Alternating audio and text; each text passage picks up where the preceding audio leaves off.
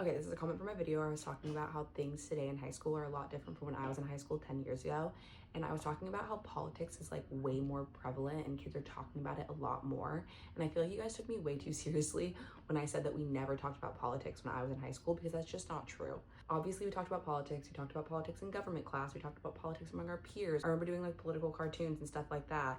I know when Obama became president, I actually wasn't in high school. I was in 5th grade, but we literally voted on the presidency in 5th grade. So it was definitely a topic.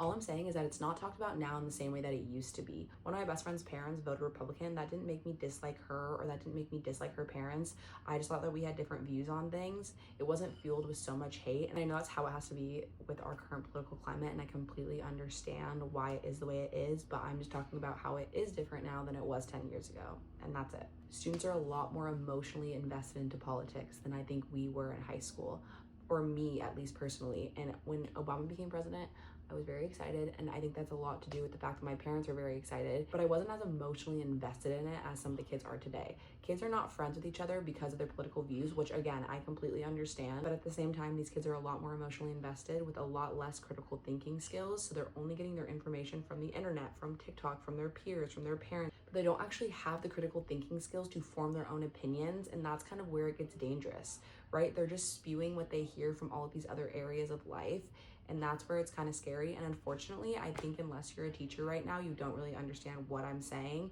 To you, it might not seem that different, but when you're actually physically in the classroom and you're hearing what these kids say and you're hearing how they talk about it, it is way different than it was when we were in high school.